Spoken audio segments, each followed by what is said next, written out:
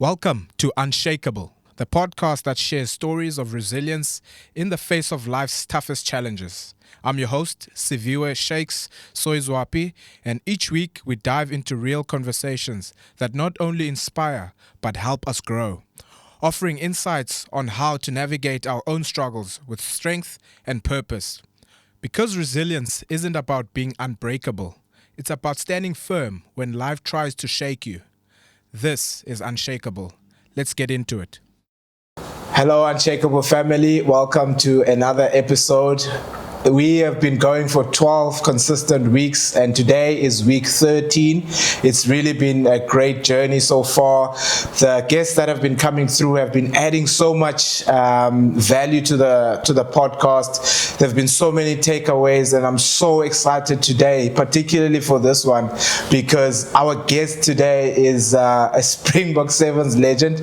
I find myself in the Springbok Sevens rugby space, and it will really be interesting for me personally to see how the game has kind of evolved from his point of view and from his eyes, taking us back to how it was before we came about. So it's really going to be exciting. We're going to chat a little bit about his days back in Grahamstown, Makanda, and then move on to a little bit of his journey, because he's played 15s rugby as well and played a lot of sevens and became the sevens legend that he is today. So as I mentioned, our guest today is FABIAN JURIES. Grew up in Grahamstown, went to Grahamstown Primary, and then went to Mary Waters High School. Had a gap year in Kingswood College, and then he made the break at the EP Province rugby team, where he started playing rugby, and then the rest is history. I'll let him talk more about his career, but I'm really excited and happy to welcome FABIAN JURIES. Faba, yes, welcome to Unshakeable. Thank you very much for having me. I actually wanted to show you something. I wanted to show you something before we start, and I want to hear what your thoughts are on this. Okay. That's a while back, eh?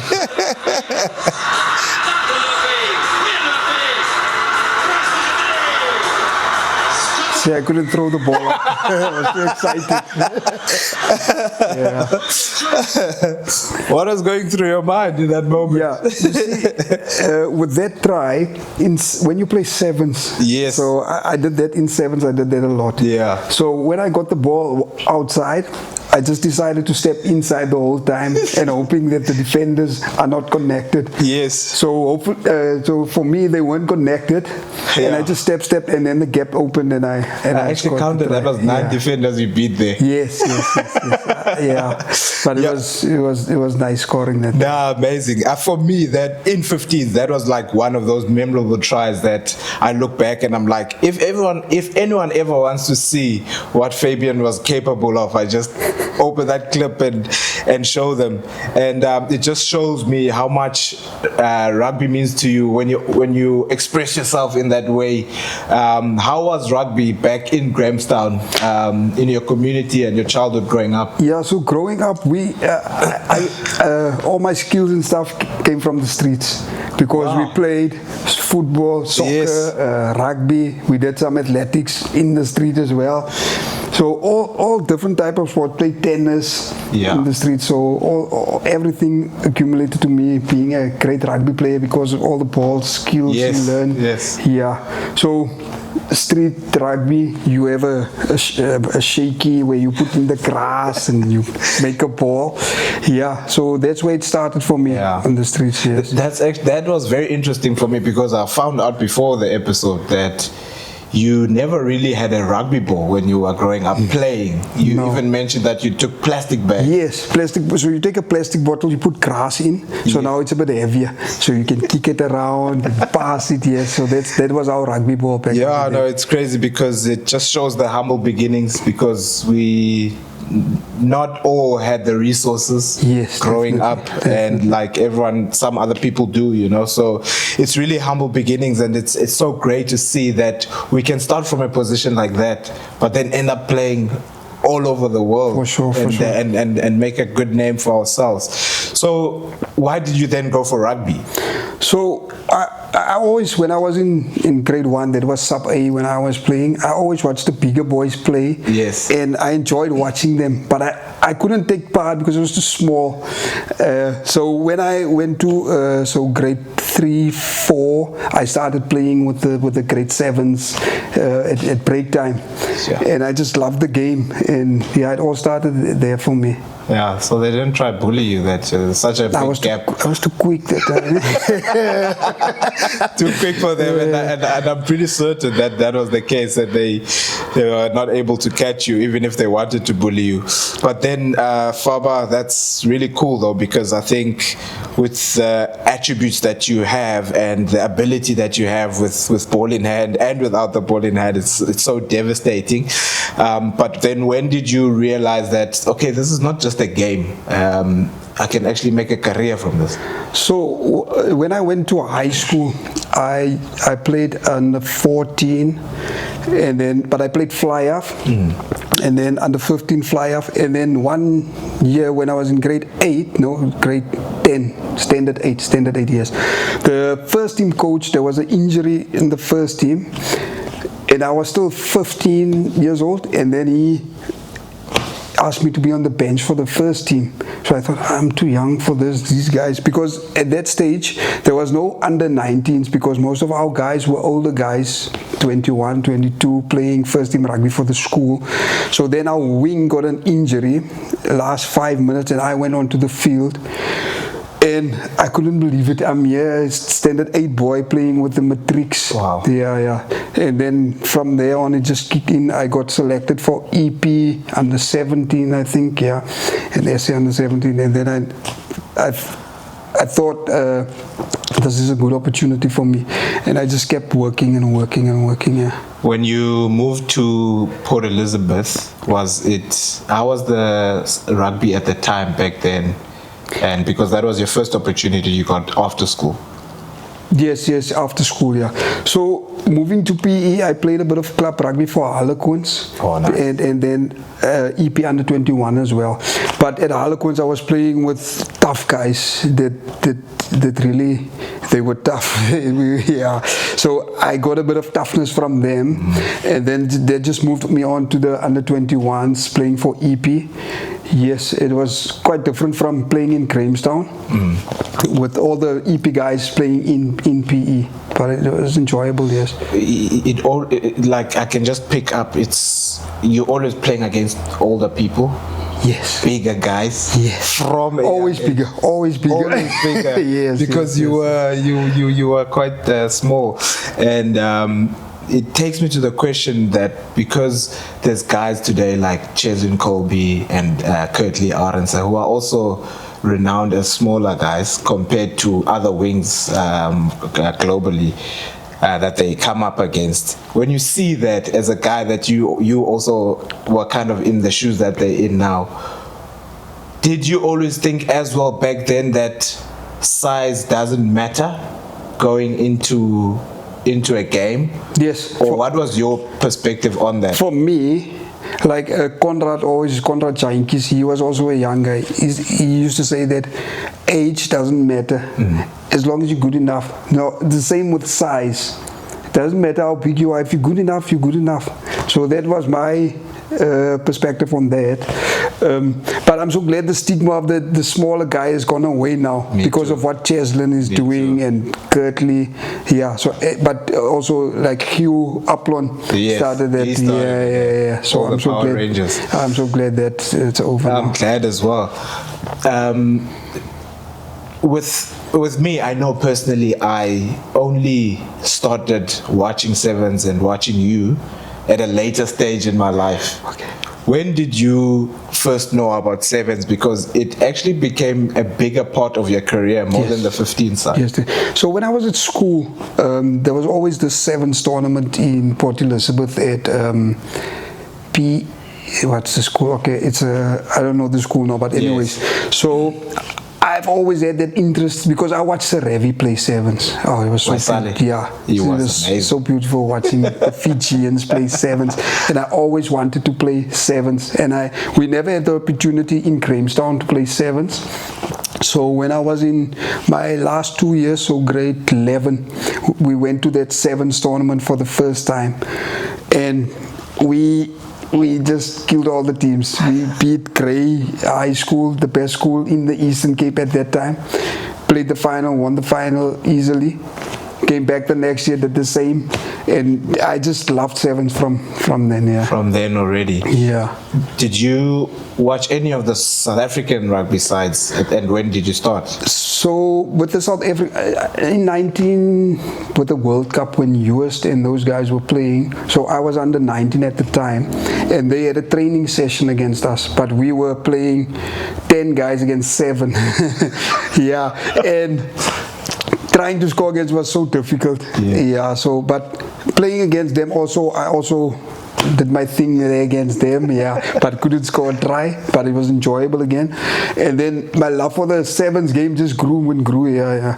When did you move then to the sevens? So interesting story. Wiley, Human, Conrad Chainkies, Paula Conradi, they all played sevens before me, but we were the same age group. So I asked Wiley, how did you get into the sevens? And then they played SA under 21, so they got a call up to the SA sevens team. But the following year, in 2000, we played provincial sevens. So I played for Eastern Province. Mm-hmm. And at that tournament, myself and Andre Pretorius got selected for the SA Sevens team, and it just kicked off from there. Yes. This is all legends of the game. when I look back and think of it, like Conrad Yantis and US Van der West days, and it's very interesting to hear how it all started for you, but then it wasn't always necessarily sevens through and through. You moved to 15s. You played Free State. You played a bit for. So when I played sevens, I played 2000, 2001, but then I played SA under 23 as well. Wow. And then, so from the SA under 23, the coach there, I forgot his name now, but he was the Bulls coach. So I was still at Eastern Province. So he called me and asked if I want to play Super Rugby for the Bulls in 2003. So at the time, Chester, may his soul rest in peace, was my coach at the time. So I consulted with him. Legend, another. Chester, can I gaan? So he said, it's an opportunity for you.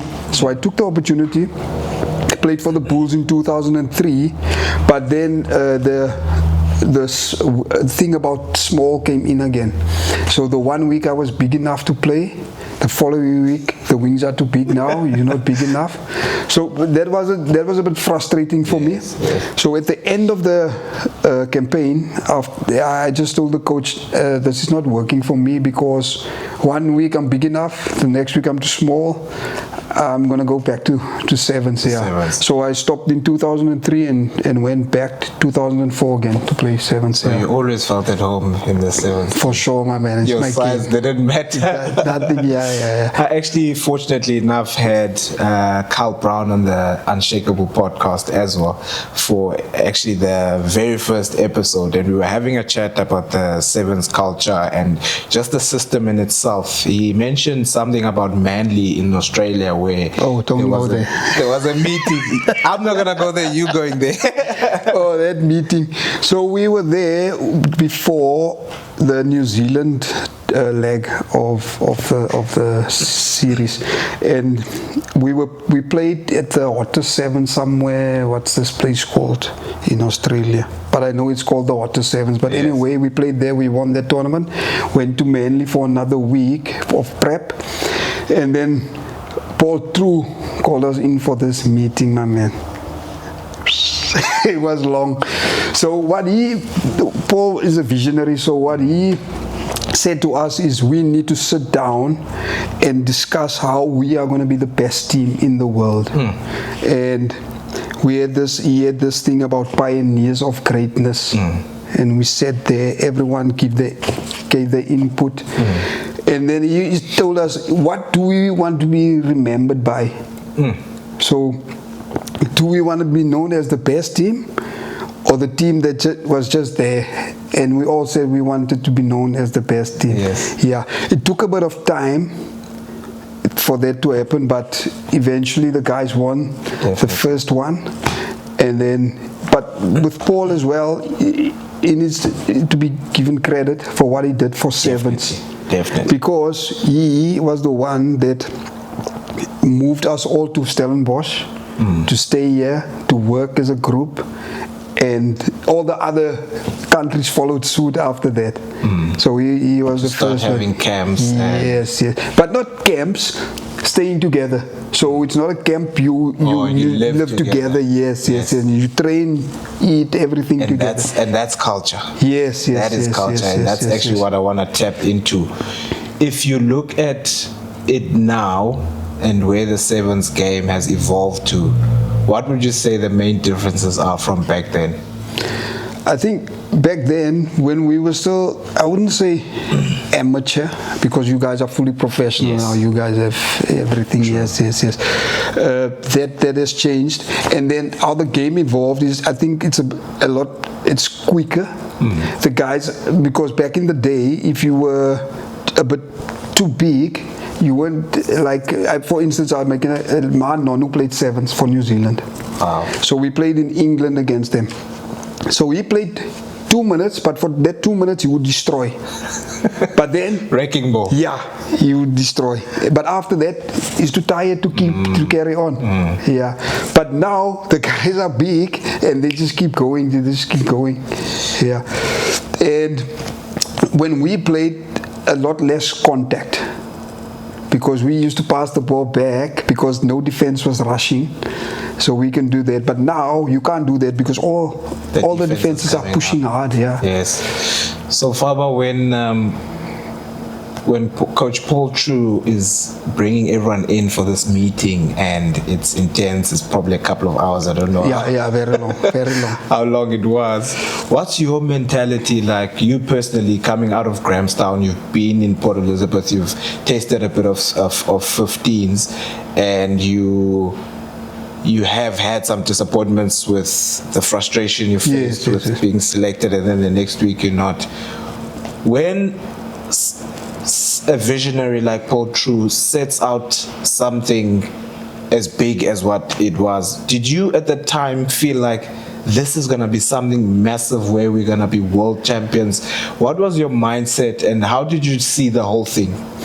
So for me, I'm not very big into those types of things, but we all had to buy in for it to work. Yes. Because it just takes one guy that's not buying in, and then the whole system doesn't work. So everyone that was there needed to buy in so that we can make it work. So although I wasn't happy with that long meeting, I had to buy in to what the coach wants, and the other guys, we all had to buy in, and that's why it was probably successful. Amazing. And what helped shape the team's identity? Because now you're living together in Stellenbosch, you're doing everything together. You have this drive behind you, we are the pioneers of greatness. Yes. We want to be the best in the world. The first to win it. Yes. We want to be the best in the world as well. The identity of the team and the style of play. How did you guys establish that? So we didn't have one style of play. There was a lot of ball, because against different teams, you play differently. Oh, okay. And we used to set up for different teams how we are going to play. But Paul was very pedantic about certain things that we needed to do. Yes. To win games and stuff. So, like for instance, he wanted us not to attack on the outside, so the outside channel.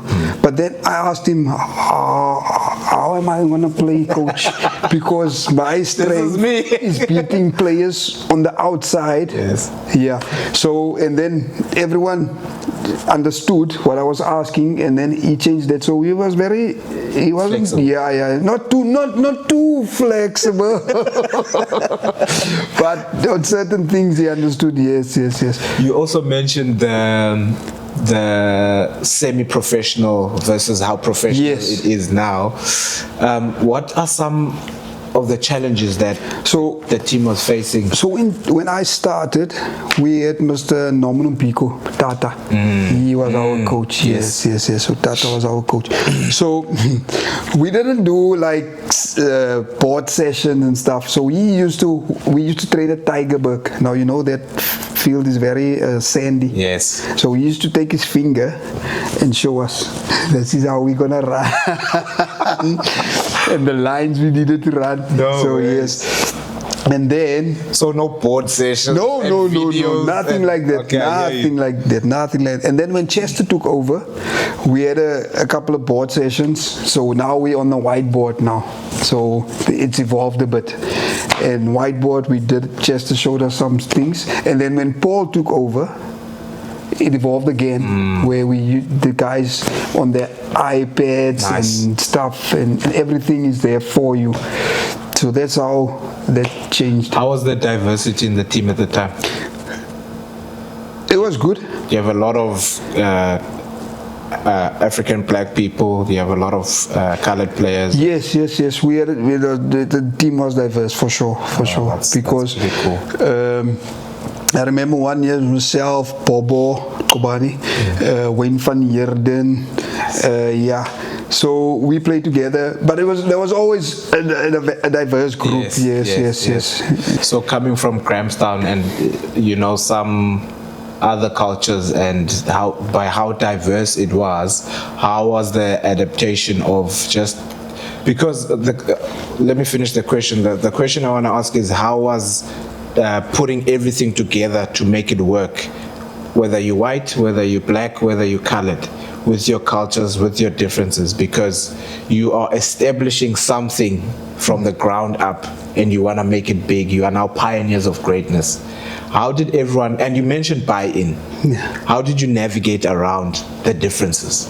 So we were all a tight group. Tight unit. So it wasn't that difficult to navigate. We were all getting along. I wouldn't say black, white. Yes. There wasn't color for me at that time. But I also understood that because the quota system, that's another story.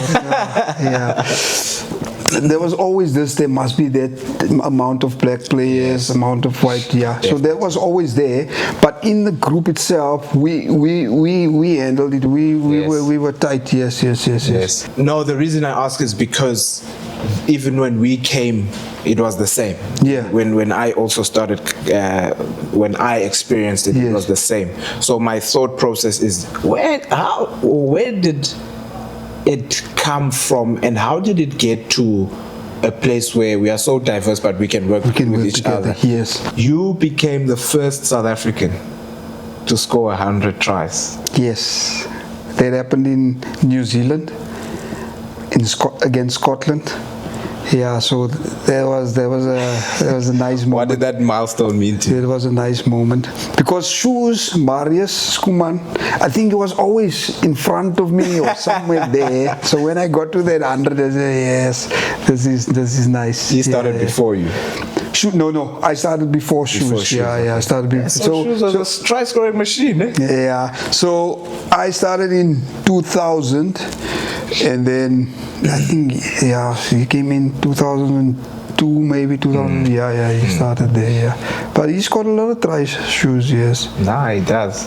And when you became the first South African, you were, I think, also amongst the fourth or five that the top four in the whole top four in the whole. Yes. So I was always looking at stats and stuff because I liked me there. Yeah, and you were winning. Yeah. So there was Argentina, Santiago Comascora. He scored a lot of tries. He also chipped in. He scored a lot of tries.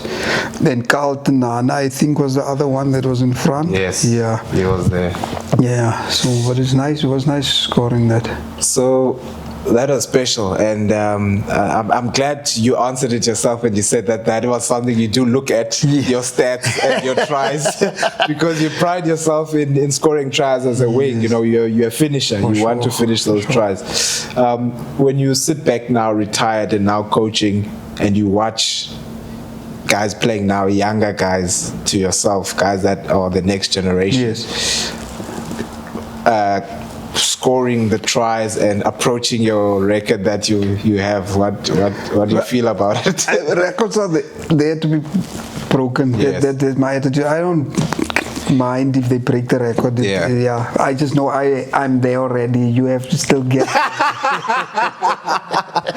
For sure. But with the defense with no sweepers, I would love playing. Because there's space at the back, but no one uses the I know when Neil coached you guys, you did a lot of kicking over the top. Yes. Yeah, but I would love that because I would just chip and gather the ball. How did you get that into your game, Faba? Did you just look at it, and did someone tell you to look out for it? Yes. Is it coaching or is it instinctive? I think it's instinctive because we didn't kick a lot back in the day, but I kicked a lot. Because I saw the space. That's why I kicked a lot. Grahamstown people. So, the same. So I'd say instinctive. Most of the things I do on the field is instinctive, and because I look at what the defense is doing, and you just play from there. Yeah. Play what's in front of you. And at the time, you were semi-pro, as you said, and you were getting into the professionalism of the sport because you're evolving, you're growing, and the game is growing as well. Did you need to, because these days we're educated about what we need to study to know that your career is not forever. For sure. And at some day you're gonna retire. When you were still playing, how was it then? Did you have to think about those things, or I know it's something you have to think about, but I just mean like compared to now, because right now you get people that come in and tell you that you need to make sure the pension fund is sorted. Yes, all those things. You have the opportunity to study through the My Players organization. There's bursary opportunities and things like that.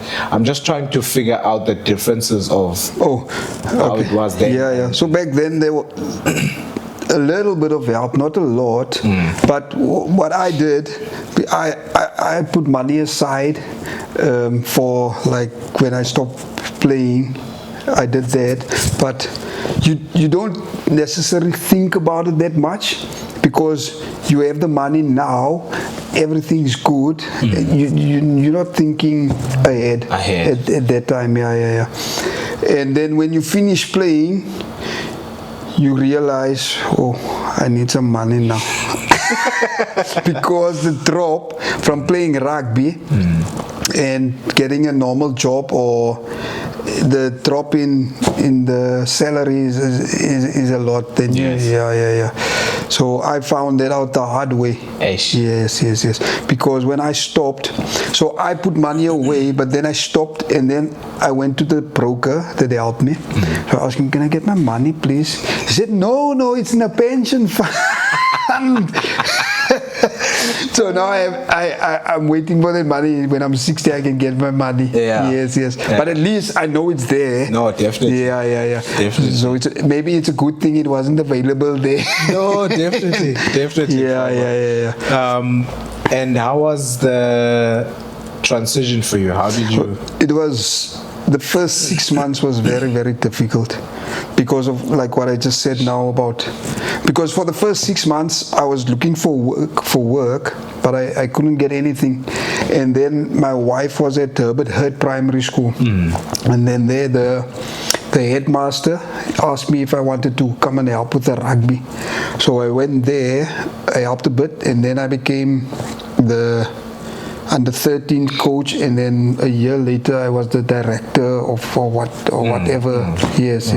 But the head of the rugby program at the school. So that helped me a lot. But like I said, the drop in salary. So it's something you have to prepare for. You have to. You don't realize it now when you're playing because you're just thinking, okay, I got the money, it's nice. Yeah, you don't think about it, but it's true. When you stop, you realize, this is not the same thing. You've gone on to coach a lot of teams. You've spent a couple of years in Dubai where you've shared your trade and you have shared the experiences that you've learned from the game, and you've now become a coach. Was that something that you always wanted for yourself, or being in the game of rugby for so many years, that thing developed within you? Yeah, so when I stopped playing, like there was nothing. I tried refereeing as well for a bit, but that didn't work out because I told the refs I only want to ref 7's. And they said, no, it doesn't work like that. Yeah. So I stopped that. And then when the school obviously contacted me, I started with the coaching. And then EP 7's, I remember the first year I coached, I asked you to come and play for this EP 7's team, and Selwyn Mahuza. Yes. You guys were all at EP. Luther Obi. Yeah, but you didn't play. No. So I asked the coach, can I get these players? No, you can't. But they're not playing. Yeah, but he didn't want to release you. I remember. So I did EP for 2 years, and then in 2017. My wife and I decided to move to Dubai. So she's teaching in Dubai at the moment. Yes. So we've been there since 2017. Wow. So I continued there with the coaching, but in between that I coached Nigeria as well, with 7's team. Yeah. So I coached there. And then obviously in Dubai I worked a bit for the UAE Federation, doing development at schools. And then I moved to Apollo Rugby Academy, where it's also just skills development. And then I got the opportunity with Kazakhstan, where I am at the moment. Yes. Nice. I'll get back to that. I just want to hit back on the culture of the team and the team dynamics. What made the 7's culture so unique over all these years versus other teams?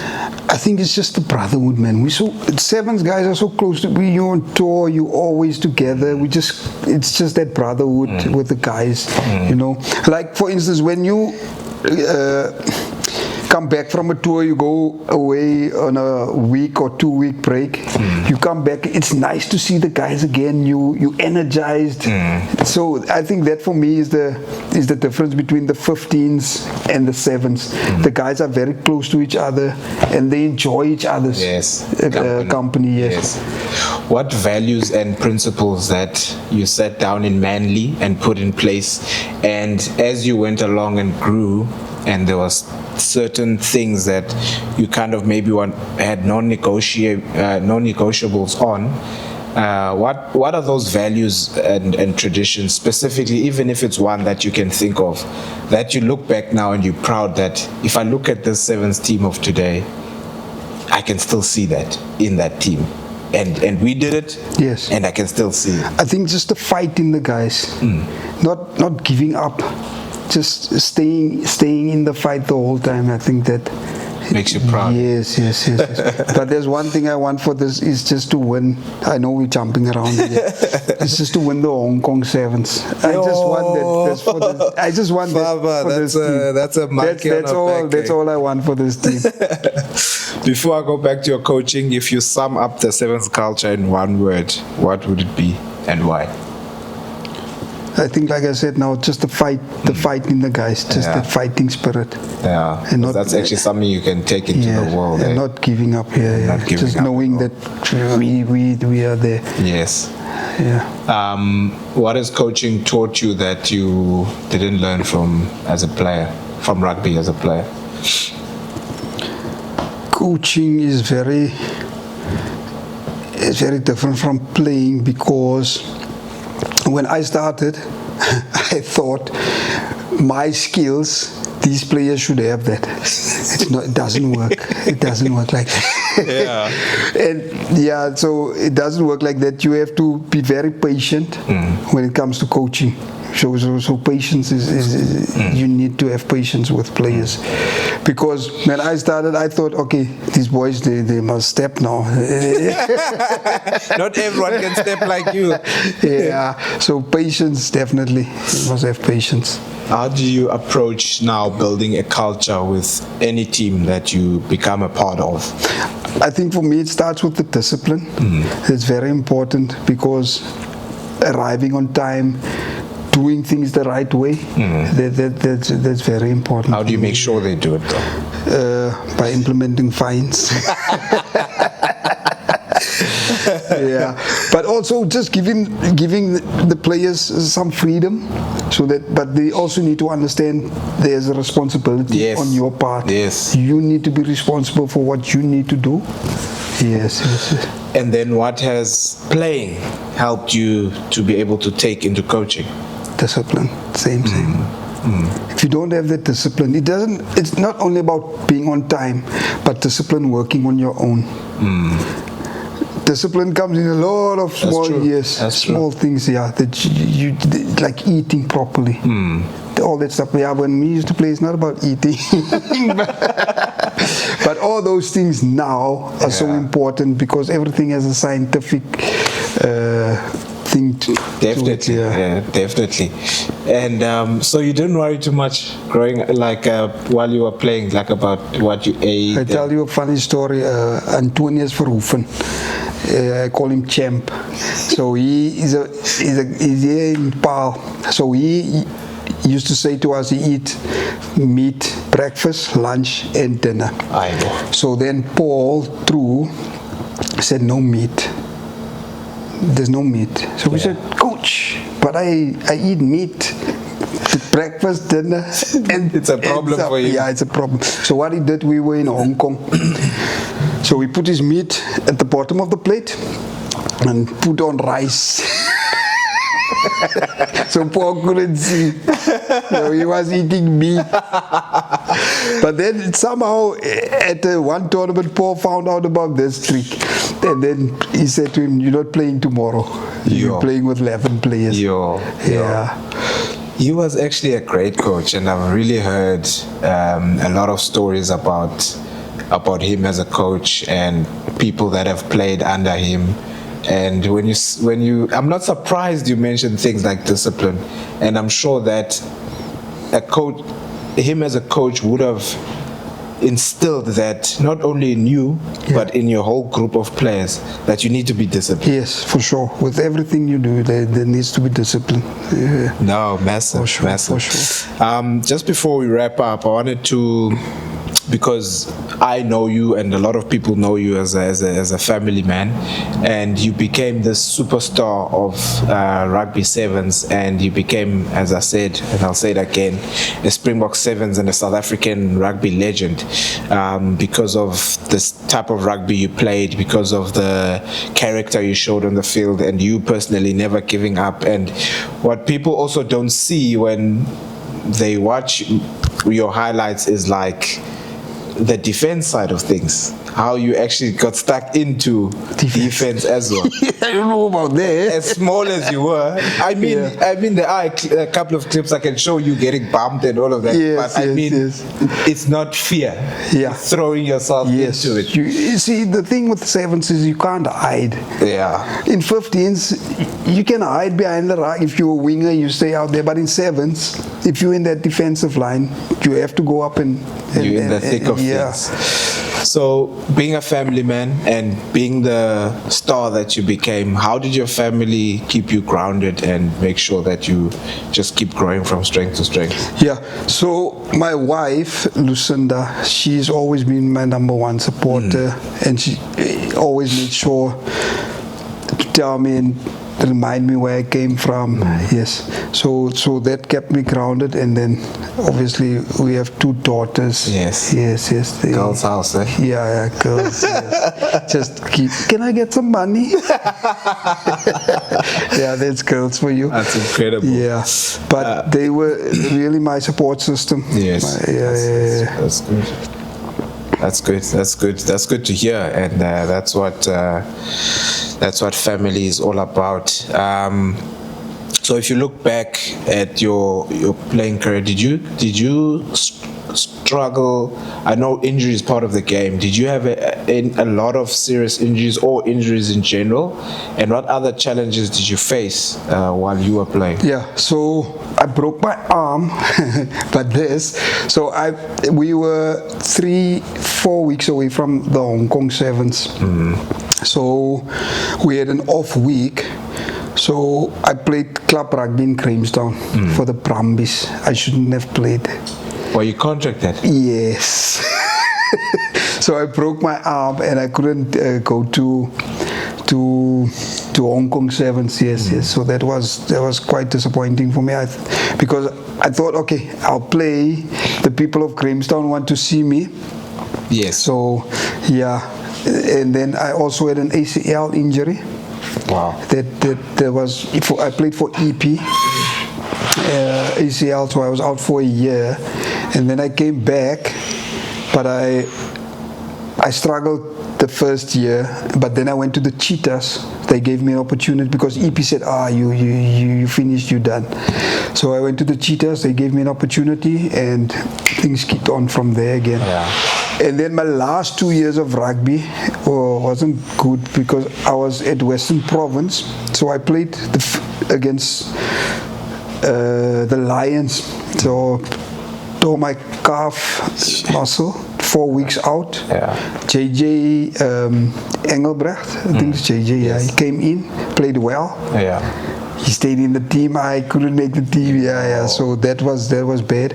And then at the Greek was my last year, same thing. Training, my ankle, 4 weeks out. Guy came in, plays good rugby. Sure. There's no way back. Yeah. So that was tough for me those last 2 years because I didn't play a lot of rugby. And when I was at Western Province, so I asked Paul if I can come back to the Sevens because I didn't play a lot. And then he gave me that in 2010. He gave me that opportunity to play. So I thought I was fit. So we play in England. This guy from France kicks the ball over. Now I'm turning to chase back to get the ball. So for the first time in my life, this guy is coming past me, gets the ball and scores. Not far, so I'm thinking, what's happening here? I was so disappointed, but I came back in that tournament on the second day. Yes. Yeah, you must just ask Sizzle about this. He'll tell you, he'll laugh about it. Yeah. But yeah, so that was my last 2 tournaments for the Sevens as well. Yeah. And in times like that, how did you handle it? What advice would you give a player that plays now? Because we still go through injuries, we still deal with challenging times. How do you deal with I think those times? You just need to set goals, small goals, because coming back from an injury, especially if you have a big injury, is very difficult because you think to yourself, am I going to be what I was? Am I going to get back to that level? But hard work. Yeah. I know it sounds cliche, but hard work. If you work hard, you'll get back where you were. Yes.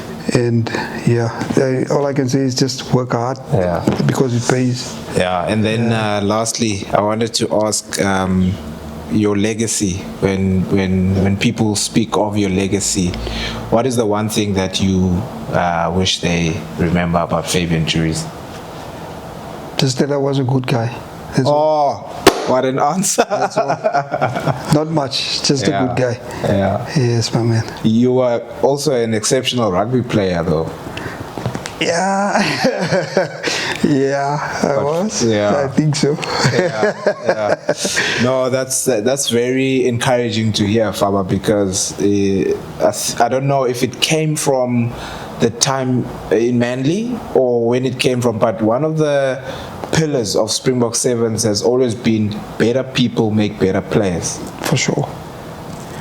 I don't know if it came. I can't remember, okay. but that's something that was hammered and drilled into us. Yes. I know that better people make better players, and to hear you say that, and regardless of those pillars, I think in life whatever you do, whatever you have, at the end of the day, I think it's the human being that you are that counts the most. Yes. And yeah, Faba, we will do our best to win Hong Kong. For sure, please, my man. To make sure that your one wish that you gave us on Unshakeable on today's episode, I'll take it back to the team as well. Let them know that it's a message from a legend. And yeah, I just want to thank you for agreeing to sit down and have a chat. I really appreciate it, and growing up and wanting to play sevens, it's because I watched guys like you, and it made me love the game as much as I do. Sure. And thanks for all you did for South African sevens, South African rugby, and just all you've been to a lot of people that you might not even end up meeting. Thank you, my man. Yeah, thank you. Thank you. Unshakeable family, what an episode, sitting down with Springbok Sevens legend, people that paved the way for the current crop that you see today. And it just shows you that the human behind the players that you see out there on the field is the integral part of how they perform out there. So let's take the takeaways from today. Remember to subscribe on this channel, and let's keep growing this community of resilient voices. We'll see you next time on the next episode of Unshakeable. Cheers. Cheers. Finish. Thank you, my man. It was good. Thank you, Faba. Appreciate it. Cheers, cheers.